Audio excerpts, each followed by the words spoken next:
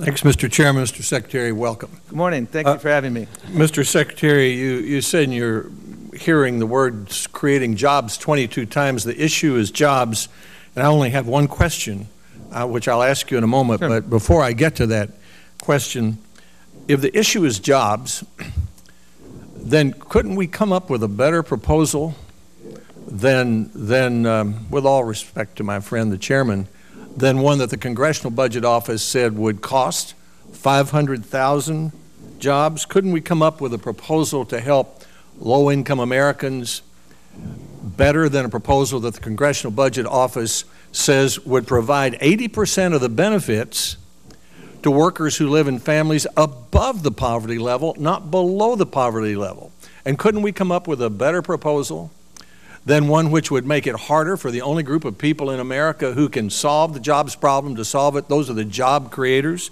I'd like to put in the record a statement of Laurie Palmer of Waterville, Maine, who owns 4 Burger King franchises with 140 employees, who says this bill would raise her costs by more than $200,000 a year. She made $35,000 last year net income as an owner, and it will cause her very likely to close her business. Republicans believe there is a better way than this, and we'd like to offer those. This is the 3rd hearing on what I consider a stale, bankrupt, ineffective proposal. And so why not allow us to have amendments? But my friend the chairman has been quoted as saying we don't have time for a markup to offer amendments, and he was quoted as saying there might be embarrassing amendments. Well, what might those amendments be? We could talk about the earned income tax credit, which could be more effective. We could talk about the bipartisan proposal to change the 30-hour work week definition in Obamacare to 40 hours. That would encourage full-time work for millions of Americans. We could talk about my proposal and Senator Scott's to create a $2,100 scholarship for children of low-income families. We could talk about Senator Scott's proposal passed by the House of the Skills Act.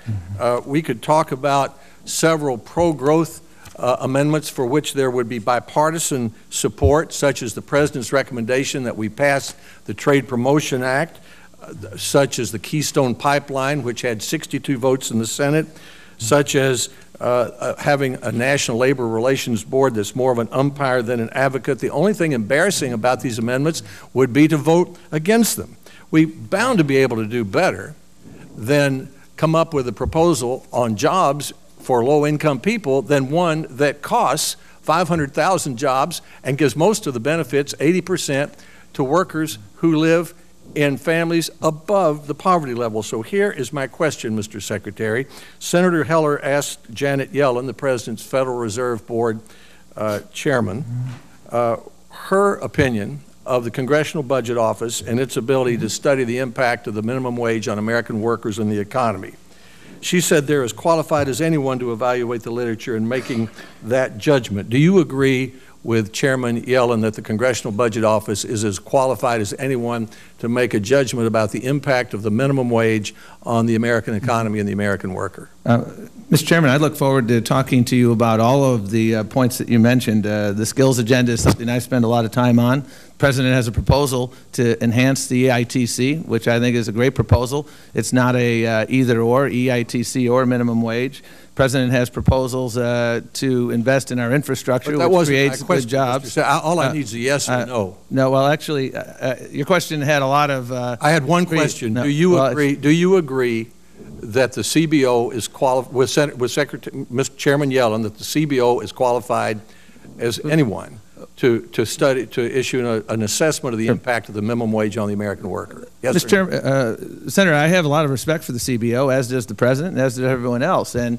what's interesting, my question is, do you agree that they're as qualified as anyone else? I'm entitled to an answer, am I not, Mr. Chairman? Well, we had a 3-minute time limit.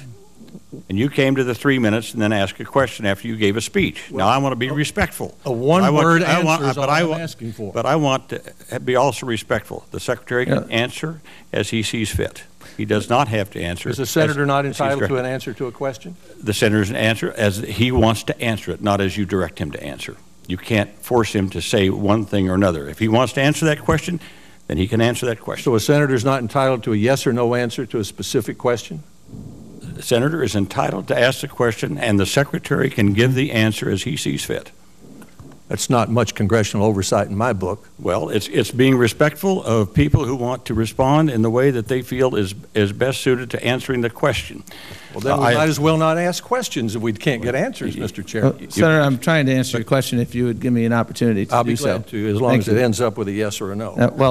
It will be an honest and full answer to your question, sir. And again, it starts with, I have great respect for the Congressional Budget Office, and their report on the minimum wage actually helps us in a number of ways to understand issues. For instance, the Congressional Budget Office indicates that 25 million people will benefit from an increase in the minimum wage.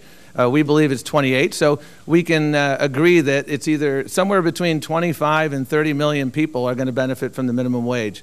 The Congressional Budget Office agrees that there are roughly 12% of people are teenagers who benefit from the minimum wage. So we can put to rest once and for all this myth that raising the minimum wage only helps teenagers. I hear that time and time again. It's wrong. The average age of a minimum wage worker is 35 years old. And the Congressional Budget Office has again affirmed what we have been saying for some time, that the minimum wage is not simply a job, a wage for teenagers. The Congressional Budget Office has again confirmed that they believe that it's roughly 1 million people who get lifted out of poverty. We believe it's 2 million.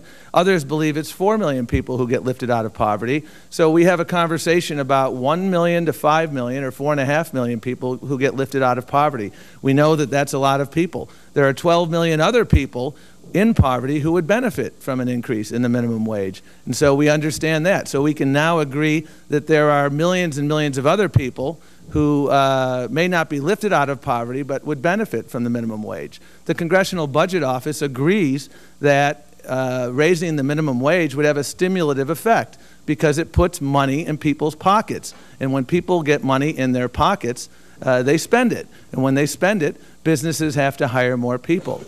So again, the Congressional Budget Office has done a very helpful service by, again, affirming what Henry Ford knew 100 years ago when he doubled the wages of the workers on the assembly line, that when you put money in people's pockets, they spend it. The Congressional Budget Office has indicated in their report in terms of whether it would result in the reduction of jobs, that there is a range, and the range could go from no effect whatsoever to an effect of possibly 1 million jobs. And what's interesting about that, Senator, is to look at the experience of other states.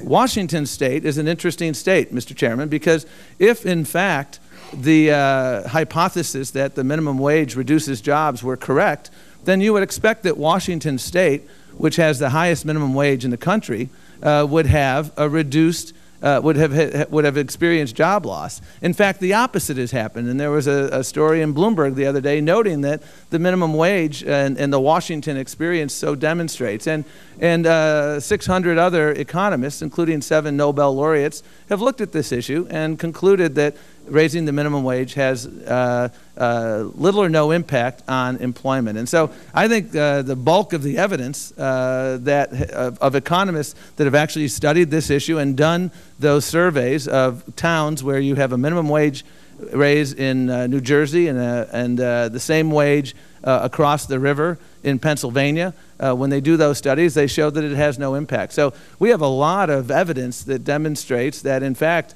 the experience of Washington State is the experience across America, which is that you can raise the minimum wage and not have a harmful impact on employment. Mr. Chairman, is that 6-minute answer to my 3-minute question a yes?